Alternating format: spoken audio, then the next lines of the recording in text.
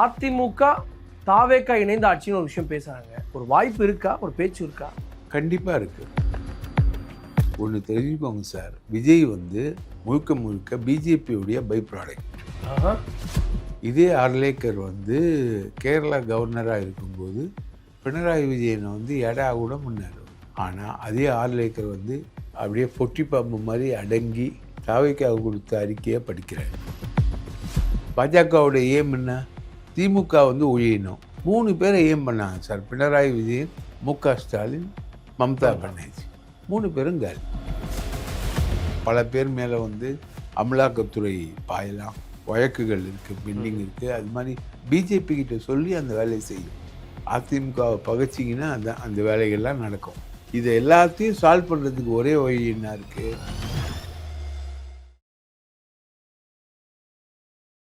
SS news நேயர்களுக்கு வணக்கம்.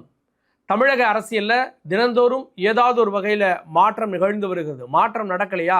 பின்னணியில் சில விஷயங்கள் பேசப்படுகிறது. இதெல்லாம் உடைத்து பேச நம்மோடு இணைந்திருக்கிறார் மூத்த பத்திரிகையாளர் திரு தாமோதரன் பிரகாஷ் அவர்கள். சார் வணக்கம். வணக்கம். மதிப்பிற்குரிய கார்கே அவர்களே வணக்கம். தமிழக அரசியலில் நிறைய விஷயங்கள் பின்னணியில் நடந்துட்டு இருக்கு. நம்ம முன்னாடி சட்டமன்றத்தை பார்க்குறோம், பின்னாடி எல்லா கட்சிகளையும் ஒரு நகர்வு இருக்குது. திடீர்னு அதிமுக தரப்புல இருந்து வேலுமணி, சண்முகம் அவர்கள் திரும்ப மீட் பண்ணி பேசுகிறாங்க அப்படின்ற ஒரு டாக்ஸ் என்ன நடக்குது சார்? இவங்க தாவேக்காவோட மட்டும் பேசலை. அவங்க சண்முகம் திமுக தரப்புலையும் பேசுகிறாரு. ஓ, அப்போது திமுக தரப்பில் இவருக்கு சண்முகத்துக்கு சிவி சண்முகம் சேரக்கூடாதுன்னு சொல்கிறது ஏவா வேலு. ஓகே. அதே மாதிரி நம்ம விஜயபாஸ்கர் சேர்க்கக்கூடாதுன்னு சொல்கிறவர் ரகுபதி. அந்தந்த மாவட்டத்து இன்சார்ஜோ அல்லது அமைச்சர்கள், முன்னாள் அமைச்சர்கள். மெய்யநாதன் ஓகே, ரகுபதி எதிர்ப்பு. பொன்முடி ஓகே, ஏவா வேலு எதிர்ப்பு. இப்படி ஒரு மிக்சரில் இருக்குது. இவங்க ஆக்சுவலாக வெளியில் போயிட்டு இவங்களை இவங்க ஏடாவுடமாக பேசி இவங்களை எடப்பாடி கட்சியை விட்டு எடுப்பாங்க அப்படின்னு தான் இவங்களுடைய எதிர்பார்ப்பு. ஆனால் எடப்பாடி கட்சியை விட்டு எடுக்கலை. சப்போஸ் எடப்பாடி கட்சியை விட்டு எடுத்தாருன்னா இவங்க அப்படியே எம்எல்ஏ பதவியை காப்பாற்றிக்கிட்டு தாவேக்காவுக்கு போயிடலாம். தாவேக்காவுக்கு போனால் மந்திரி. இதுதான் இவங்களுடைய பேச்சு, டீலிங் எல்லாமே ஒன்று. ஆனால் இவங்களோட டீலிங் திமுகவோடையும் இவங்களுக்கு இருக்கிறதுனால இவங்க எங்கே போகிறதுன்றது கவலைப்படுறாங்க. ரெண்டாவது கட்சி தாவல் தடுப்பு சட்ட பிரகாரம் அதிமுக வழக்கு தொடுத்து சபாநாயகருக்கு நோட்டீஸ் ஹைகோர்ட்லேருந்து வந்திருக்கு. அதனால் கட்சி தாவல் தடுப்பு சட்ட பிரகாரம் இவர்கள் மேல் நடவடிக்கை எடுக்கப்படும் என்கிற பயம் இருப்பதனால இவங்க எங்கேயும் போகாமல் இப்போதைக்கு சபாநாயகர் தன்னுடைய முடிவு அறிவிச்சிட்டாரே. அந்த 4 பேர் மேலே மட்டும்தான் இது இப்போ ராஜினாமா பண்ணாங்கன்னா அந்த 5 பேர்கிட்ட விளக்கம் கேட்குறாங்க. அது ஒன்று தான் இருக்கே தவிர இப்போ பழைய கேஸ் முடிஞ்சுல. ஏன்னா இவங்க திரும்ப வேலுமணி அதிமுகவோட போய் சேர்ந்துட்டாரு. ஆனால் திரும்ப வேலுமணி சீனுக்குள்ளே வராரு. ஏன்? வேலுமணி பேசுகிறாரு, இவங்களோட பேசுகிறாரு, ஒரு காம்ப்ரமைஸ் பேசுகிறாரு. இவங்களோட எடப்பாடியோடைய தலைமை ஏற்றுக்கலாம், போகலாம், வரலாம் அப்படின்ற மாதிரி சிவி சண்முகம் அவர்கள் எல்லாம் உள்ள திரும்ப கூட்டு போகிறதுக்கான வேலைகளை பண்ணிக்கிட்டு இருக்காங்க. அது என்னன்னா இவங்க திரும்ப போயிட்டுருப்பாங்க எடப்பாடி கிட்ட. இவங்க அந்த வெயிட்டிங் பீரியடில் இருக்கும்போதே ஒரு 4 ஒன்றிய செயலாளர்களை எடப்பாடி மாற்றுறாரு. வெயிட் பண்ணுங்கள், உங்களுக்கு அந்த பதவியெலாம் கொடுத்துட்றேன், உங்களிலேருந்து நீக்கப்பட்ட பதவியெலாம் கொடுத்துட்றேன் அப்படின்னு எடப்பாடி சொல்லிக்கிட்டு இருக்கும்போதே ஒரு 4 ஒன்றிய செயலாளர்களை எடப்பாடி நீக்கிறார். அதில் தான் உங்களுக்கு கோவம். இன்னொரு டாக்ஸும் பேசப்படுது. அது எந்த அளவுக்கு உண்மைன்னு தெரில. அதிமுக திமுக இணைந்து ஆட்சின்னு பேசுனாங்க. இப்போ திரும்பவும் அதிமுக தாவேக்கா இணைந்த ஆட்சின்னு ஒரு விஷயம் பேசுகிறாங்க. அப்படி ஒரு வாய்ப்பு இருக்கா? ஒரு பேச்சு இருக்கா? கண்டிப்பாக இருக்குது. நீங்கள் கவர்னருடைய பிஹேவியரை நீங்கள் பார்த்தீங்கன்னா கம்ப்ளீட்டாக உங்களுக்கு என்ன தோணுச்சு? இதே ஆர்லேக்கர் கேரளா கவர்னராக இருக்கும்போது பினராயி விஜயனை எடா கூட முன்னார். பினராயி விஜயன் கொடுத்த அறிக்கைகளை அவர் படிக்கவே இல்லை, பிரச்சனை பண்ணார். எப்படி ஆர்.என். ரவி இங்கே பிரச்சனை பண்ணாரோ அதே மாதிரி ஆர்லேக்கர் அங்கே பிரச்சனை பண்ணார். ஆனால் அதே ஆர்லேக்கர் வந்து அப்படியே பொட்டி பாம்பு மாதிரி அடங்கி தாவைக்காக கொடுத்த அறிக்கையை படிக்கிறார். ஃபுல்லாக படிக்கிறார். ஒன்றிய அரசுன்னு சொல்கிறாரு, நிதி பகிர்வை வலியுறுத்துவோன்னு சொல்கிறாரு, அப்படியே அந்த அறிக்கை படிக்கிறார். அப்படியே படிக்கிறார். அப்போது என்ன நடந்தது மாற்றம்?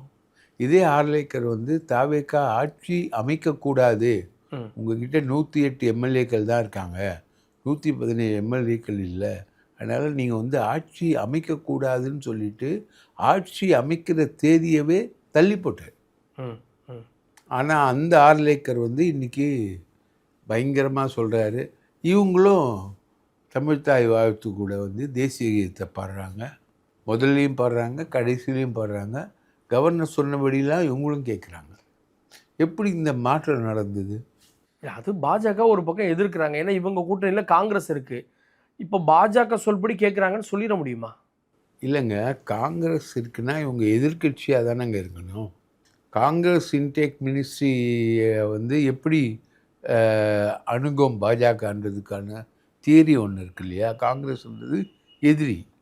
இப்போது காங்கிரஸ் இன்டேக் மினிஸ்ட்ரியாக இருக்கக்கூடிய விஜயை கிட்டத்தட்ட பாஜக சப்போர்ட் பண்ணுது. ஐயா, கவர்னரோட பிஹேவியர்லாம் வந்து சாதாரணமாலாம் நடக்காது.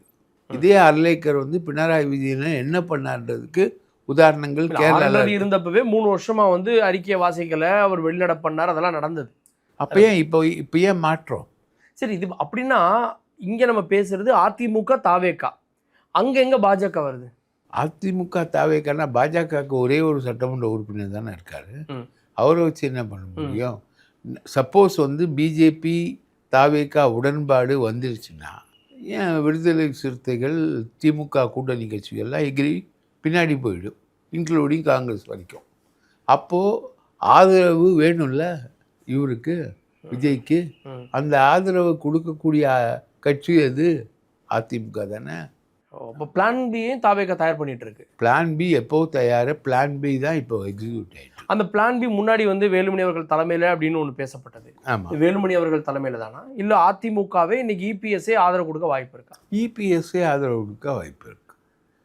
அதான் பிளான் பி. அவர் தான் அட்டாக் பண்ணுறாரு சார். அவர் இப்போ தாவேக்காவை கடுமையாக விமர்சிக்கிறார் சார், திமுகவோட. அவர் அட்டாக் பண்ணுறார் சார். ஏன்னா இவங்க எடப்பாடியுடைய தலைமையை கொஸ்டின் பண்ணி இவங்க ஒரு தனி ஃபேக்ஷனாக கொண்டு போயிட்டு அதிமுகவை உடைக்கிறதுக்கு ட்ரை பண்ணாங்கன்றது தான் எடப்பாடியுடைய கோபம். இல்லை, பிரச்சனை இல்லை, வேலுமணி சிவி சண்முகம் உள்ளே வந்துட்டார், விஜயபாஸ்கர் போனவரை வந்து கண்டுக்கல, ரைட்டுங்களா, மற்ற எல்லாருமே உள்ளே வந்துட்டாங்க, அதிமுகவுக்கு வலுவான நிலை தான் இருக்குது அப்படின்ற ஒரு நிலை வந்தால் ஏன் எடப்பாடி வந்து அப்படி பண்ண மாட்டார்? ஒன்று தெரிஞ்சுக்கோங்க சார், விஜய் வந்து முழுக்க முழுக்க பிஜேபியுடைய by product. Vivekananda international foundation ஒன்று இருக்குது, அது வந்து ஆர்எஸ்எஸோட திங்க் டேங்க். அவங்க தான் வந்து ரஜினிக்கு அப்புறம் யார், ரஜினி ஃபெயிலியர் ஆனவுடனே யார் அப்படின்னு வந்து விஜயை கொண்டு வர்றாங்க, ரைட்டுங்களா? இல்லை, இதெல்லாம் ஒரு தியரி தானே சார்? தேரி. ஆனால் அதே பாஜக எதிர்க்கிறாரு. பாஜக நினச்சிருந்தா அதிமுக கூட்டணிக்குள்ளே கொண்டு வந்திருக்க முடியும், அதிமுகவை இன்னைக்கு ஆட்சி கட்டில் அமர வச்சிருக்க முடியும். இன்னும் எத்தனை நாளைக்கு விஜய் வந்து பாஜகவின் பி டீம்னு சொல்ல போகிறீங்க? பி டீம் இல்லை sir, is a product. By and large is a product. அவர் வந்து பாஜகவை வந்து பேர் சொல்லி எந்த இடத்துலையும் எதிர்க்கலை, பாஜகவுடைய கொள்கைகளை எதிர்க்கிறாரு. அதுக்கு பெரியாரை சொல்லிக்கிறாரு, அண்ணாவை சொல்லிக்கிறாரு. பெரியார் அண்ணா சொல்லாமல் தமிழகத்தில் ஆட்சியும் நடத்த முடியாது, கட்சியும் நடத்த முடியும். இதான் வந்து இயல்பான ஒரு நிலை. அதனால் அவர் சொல்லிக்கிறார். ஆனால் பாஜகவோட இன்றைக்கி வந்து அவர் திமுக ஒழிச்சிட்டார்ல. பாஜகவோட ஏம் என்ன? திமுக வந்து ஒழியணும். திமுக வந்து அகில இந்திய அளவில் பாஜக எதிர்ப்பை வந்து முன்னெடுக்குது, அதை வந்து ஒழிக்கணும். 3 பேரை ஏம் பண்ணாங்க சார், பினராயி விஜயன், மு.க. ஸ்டாலின், மம்தா பானர்ஜி. 3 பேரும் காலி, ரைட்டுங்களா? அப்போது வேறு ஆயுதங்கள், சில இடங்களில் நேரடியாக, சில இடங்களில் காங்கிரஸே வந்து பிஜேபிக்கு ஆயுதம். கேரளா பாருங்க, கேரளாவில் கம்யூனிஸ்ட் அப்படின்ற ஆயுதத்தை பாஜக எடுத்துச்சுன்னு சொல்ல முடியுமா? ஆமாம், பாஜக நியூட்ரலைஸ் பண்ணியிருக்குல்ல. இல்லை சார், கம்யூனிஸ்ட்டை ஒழிக்கிறதுக்காக காங்கிரஸில் கையில் எடுத்துச்சா?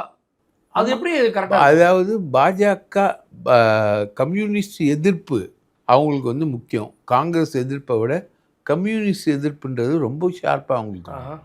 இது 3 பேரும் வந்து பாஜகவுக்கு தலைவலி கொடுத்தாங்க சார். 3 பேரை 3 விதத்தில் ஒழிச்சாங்க. மம்தாவை வந்து நேரடியாக ஒழிச்சாங்க, திமுகவை தாவேகா மூலமாக ஒழிச்சாங்க, ரைட்டுங்களா. பினராயி விஜயனை காங்கிரஸ் மூலமாக ஒழிச்சாங்க. வேறு வழி இல்லை. அங்கே உங்களுக்கு வந்து பினராயி விஜயனை காலி பண்ணுறதுக்கு வேறு வழி இல்லை. அங்கே பிஜேபிலாம் போய் உட்காந்து ஆட்சியெல்லாம் பண்ணிட முடியாது. ஸோ அவங்களுடைய மெத்தட் ஆஃப் டிஸ்ட்ரக்ஷனில் இதெல்லாமே வருது. அதோட தொடர்ச்சியாக தான் இன்றைக்கி வந்து இதே ஆர்லேக்கர் வந்து இன்றைக்கி இணங்கி போகிறாருன்னா கவர்னரு சென்ட்ரல் கவர்மெண்ட்டோட சிக்னல் இல்லாமல் அவர் இறங்கி போக மாட்டார். நீங்கள் கற்பனை பண்ணி பாருங்கள், விஜய்க்கு வந்து 5 வருஷம் கவர்மெண்ட் நடத்தணும். 5 வருஷம் கவர்மெண்ட் வந்து எடப்பாடி எப்படி நடத்தினார்? அவர் வந்து பாஜகவோட இணங்கி போய் தான் 5 வருஷம் கவர்மெண்ட் நடத்தினார். ஸோ விஜயும் பாஜகவோட இணங்கி தான் போய் 5 வருஷம் கவர்மெண்ட்டை நடத்த முடியும் ப்ராக்டிக்கலில். இல்லாட்டி என்ன ஆகும் அப்படின்னா, அடுத்தது இல்லாட்டி என்ன ஆகும்? ஏன் சார், மகாராஷ்டிராவில் கட்சியை உடைக்குது சிவசேனாவை, உத்தரப்பிரதேசத்தில் அகிலேஷ் யாதவ் கட்சியை உடைக்குது, ரைட்டா. வெஸ்ட் பெங்காலில் மம்தா பானர்ஜி கட்சியை பீஸ் ஆக்குது. தாவேக்காவை பீஸ் ஆக்க முடியாதா பாஜக நினச்சா? பீஸ் ஆக்கிடும் சார். ஒரு 50 பேரை தூக்குனா போதும். அதை எல்லாம் புது டைம் எம்எல்ஏ. போன வாரம் ஒரு விஷயம் பேசியிருந்தீங்க, தாவேக்காவை உடைக்கும் பாஜகன்னு. ஆமாம், என்ன அதுதான் ஆதாரம்? ஆதாரம் வந்து விஷயம் என்னென்னா, புசி ஆனந்த் வந்து ஒரு அதிருப்தியாளர்கள் மீட்டிங்கை வந்து போடுறாரு தாவேக்காவில். எம்எல்ஏக்கள் புதுசாக தேர்ந்தெடுக்கப்பட்டவங்க, அவங்களில் சில பேர் வந்து மாவட்ட செயலாளர்களாக இருக்காங்க. மாவட்ட செயலாளர்களாக இருக்கிறவங்க புதுசாக எம்எல்ஏக்கள் ஆனவங்க மேலே வந்து பாயிறாங்க. ஸோ இந்த கான்ஃப்ளிக்ட் வந்து அங்கே வருது. எல்லாருமே வந்து விஜய் சொன்னதுனால, விஜயை பார்த்து ஓட்டு போட்டதுனால எம்எல்ஏக்கள் ஆனவங்க எல்லாரும் கிடையாது. சில பேர் வந்து வட மாவட்டங்களில் மிக கடுமையான போட்டியை வந்து அதிமுகவும் பாமகவும் திமுகவும் ஏற்படுத்த போராடி தான் ஜெயிச்சிருக்காங்க, ரைட்டா. அவங்களுக்கெல்லாம் வந்து ஒன்றுமே பெனிஃபிட் இல்லை இந்த ஆட்சியில். அவங்களுக்கு எந்த டிரான்ஸ்ஃபரும் இல்லை, எந்த டெண்டரும் இல்லை, எந்த பெனிஃபிட்டும் இல்லை. அவங்களோட குமுறெல்லாம் பெருசாக வெடிக்க அதை வந்து காம்ப்ரமைஸ் பண்ணியிருக்காரு புசி ஆனந்த். இந்த ஆட்களெல்லாம் பாஜக நினச்சா எப்படி ஈஸியாக ஹேண்டில் பண்ண முடியும்ல அவங்களெல்லாம். அது தியரி தானே. பாருங்கள், பாஜக நினச்சா தூக்க முடியுமா? முடியும். ஆனால் தூக்குதா? அங்கே ஒரு குடைச்சல் கொடுக்குதா? அது எப்படி கனெக்ட் பண்ணீங்கன்னு கேட்குறேன். அதான், அங்கே ஒரு குடைச்சல் கொடுக்க முடியுன்ற ஒரு ஸ்டேஜ் வந்து திமுக வந்து அதுக்கான வேலைகள்லாம் இனிஷியேட் பண்ணிச்சு. செந்தில் பாலாஜி மூலமாக ஒரு 10 எம்எல்ஏக்களை ரெடி பண்ணி அவங்ககிட்ட செந்தில் பாலாஜி மூலமாக பேச ஆரம்பிச்சது. எம்எல்ஏக்கள் செந்தில் பாலாஜி கிட்ட பேசுகிறாங்க. ஸோ அந்த மாதிரி ஒரு மூவ் ரெடி ஆனவுடனே பாஜகவும் எங்களாலேயும் முடியும், என்ன சொல்கிற அப்படின்ற ஒரு நெகோசியேஷனை இவங்ககிட்ட விஜய்கிட்ட ஆரம்பிக்கிறாங்க. அவர் ஓகே, நான் உங்கள் கூட வந்துடுறேன், நீங்கள் சொல்கிறதெல்லாம் கேட்குறேன் அப்படின்ற மாதிரி ஒரு காம்ப்ரமைஸ்க்கு விஜய் வந்துட்டார். அப்போ வந்து காங்கிரஸை சீக்கிரம் கழட்டி விட்டுருவார், அப்படி தானே? காங்கிரஸு, விசிகா, சிபிஐ, சிபிஎம், பாய், ஐயுஎம்எல் பாய் எல்லாமே நடுரோடு தான். சட்டமன்றத்தில் பார்க்குறீங்களா எப்படி அண்ணன் தம்பி மாதிரி எல்லாரும் ஒன்று சேர்ந்து திமுக அடிக்கிறான். ஐயுஎம்எல்லாம் திமுக அடிக்குதுன்னு நினச்சி பார்த்துருப்பீங்களா? ஆமாம், ஐயுஎம்எல் மினிஸ்டர்லாம் திமுக போட்டு அடிக்கிறார் சார். அவ்வளோ அந்யோன்யமாக இருக்காங்க தாவேக்காவும் திமுக கூட்டணி கட்சிகளும். ஆமாம் சார், நீங்கள் வந்து வைகோ வந்து ஸ்டாலினை வந்து முதுகில் குத்துவார்னு எதிர்பார்த்தீங்களா? இன்றைக்கி சட்டமன்றத்தில் 2 மதிமுக உறுப்பினர்களும் அந்த அளவுக்கு இருக்கிறாங்க, நெருப்பாக இருக்காங்க, ரைட்டா. அவங்க வந்து ராஜினாமா பண்ணுறதுக்கு தயாராக இருக்காங்களா இல்லையான்றதான் கொஸ்டின். அவங்க ராஜினாமா பண்ணாங்கன்னா பை எலெக்ஷன் போகும் சார். மொத்தம் தமிழ்நாட்டில் ஒரு 5 தொகுதிக்கு தான் பை எலெக்ஷன் வரும்னு நீங்கள் நினச்சிக்கிட்டு இருக்கீங்க. 5, இப்போ விஜயபாஸ்கர் சேர்த்தா 6, விஜயபாஸ்கர் சேர்த்தா 6, மதிமுக 2, அவங்க ரிசைன் பண்ணால் 2, எவ்வளோ ஆச்சு? 8, ரைட்டுங்களா. அதே மாதிரி உங்களுக்கு வந்து திமுக வந்து பிளான் பண்ணால் தாவேக்கால ஒரு 10, 9 உறுப்பினர்களுக்கு தகுதி இழப்பு வருது தாவேக்கா உறுப்பினர்களுக்கு. எப்படின்னா அவங்களுடைய எஜுகேஷ்னல் குவாலிஃபிகேஷன் வந்து தப்பாக சொல்லியிருக்காங்க. அதை யார் பண்ணுவா? சபாநாயகர் பண்ண மாட்டார், கோர்ட்டு பண்ணாதான். கோர்ட்டு 5-6 வருஷம் ஆகும் சார். கோர்ட் இல்லை சார், பண்ண போகிறது எலெக்ஷன் கமிஷன். பிரமாண பத்திரம் நீங்கள் அங்கே தானே தாக்கல் பண்ணுறீங்க. அவங்க எப்படி கோர்ட்டில் போய் ஸ்டே வாங்கி கேஸ் நடத்துவாங்களே? நடத்துவாங்க சார். ஆனாலும் ஒரு பை எலெக்ஷன் பாசிபிலிட்டி இருக்குது. ஸோ பார்த்தீங்கன்னா ஒரு 20-25 தொகுதிகளுக்கு பை எலெக்ஷனுக்கான பாசிபிலிட்டி இருக்குது. ஸோ இதெல்லாம் எப்படி அவாய்ட் பண்ணுறது? ஒரே விஷயம், அது அது ஆசையாக இருக்கலாம், மேபி திரு பிரகாஷுடைய ஆசையாக இருக்கலாம். அது இப்போவே வந்துடும் சொல்ல முடியுமா? எந்த இதுவுமே இல்லையே சார் அதுக்கான சார். சமிக்கை. அதுக்கான சமிக்ஞை வந்து நீங்கள் பார்த்தீங்கன்னா இவங்க அதிமுக வந்து நெருங்கி போகிறது பிஜேபி கிட்ட சொல்லி அந்த வேலையை செய்யும். அதிமுகவை பகைச்சிங்கன்னா அந்த வேலைகள்லாம் நடக்கும். ரைட்டுங்களா? அந்த மாதிரி நிறைய விஷயங்கள் நடக்க பல பேர் மேலே வந்து அமலாக்கத்துறை பாயலாம், வழக்குகள் இருக்குது, பெண்டிங் இருக்குது, அது மாதிரி பாய வைக்கலாம். அப்படி இதை எல்லாத்தையும் சால்வ் பண்ணுறதுக்கு ஒரே வழி என்ன இருக்குது? தாமரை சரணம் கச்சாமி. காலைல ஊண்டிங்கன்னா மேட்ரு ஓவரா? கவர்னர் செட் ஆகிடுவாரா? சட்டமன்றம் செட் ஆகிடுமா? இல்லை, எல்லாமே செட் ஆகிடும்ல. ப்ராக்டிக்கலாக மம்தா பாஜகவை எதிர்த்த அளவுக்கு அரசு ரீதியாக திமுக அரசு மத்திய அரசு எதிர்க்கலை. ஏன்னா அங்கே ஆட்சி அதிகாரம் ப்ளஸ் வந்து நிதியெல்லாம் இருந்துச்சு. ஆனால் மம்தா வந்து மம்தா வந்து குடியரசுத் தலைவர் வந்தாலும் பிரதமர் வந்தாலும் போய் சந்திக்காமலாம் இருந்தாங்க. ஒரு அரசை நடத்தணும்னா இங்கே இருக்கக்கூடிய மாநில அரசு இணைந்து போகிறது. திமுகலையும் அப்படி தானே சார் இருந்தாங்க. வெள்ளை குடையோடு ஸ்டாலின் போனாருன்னு பேசினாங்களா இல்லையா? அப்போ இவங்க 2 பேரும் ஒரு அரசு ரீதியாக ஒன்றாக சேர்றதை ஏன் கூட்டணின்றீங்க சார்? அவ்வளோ சீக்கிரம்லாம் சேர மாட்டாங்க சார். அவர் வெள்ளைக்கோடை தூக்கிட்டு போனாலும் கவர்னர் RN ரவி வந்து சட்டமன்றத்தில் கோஆப்ரேட் பண்ணலையே, கடைசி வரைக்கும் பண்ணலையே. எத்தனை மசோதாக்களை நிறுத்தி வச்சாரு. இவங்க சுப்ரீம் கோர்ட்டில் போய் ஜட்ஜ்மெண்ட் வாங்கிட்ட அப்புறமும் RN ரவி வந்து ஜனாதிபதி மூலமாக ஒரு கொரியை உருவாக்கி அதை வந்து சுப்ரீம் கோர்ட்டுக்கு அனுப்பி சுப்ரீம் கோர்ட் அதுக்கு பதில் சொல்லக்கூடிய ஒரு சூழ்நிலை தான் உருவாச்சு. ரைட்டுங்களா? இந்த அளவுக்கு காம்ப்ரமைஸே இல்லையே. ஓவர் நைட் காம்ப்ரமைஸ் எப்படி வந்தது? அதுதான் அங்கே சந்தேகம். SS நியூஸோடு இணைந்ததற்கு நன்றி. வாய்ப்பளித்ததற்கு கார்கேக்கு நன்றி.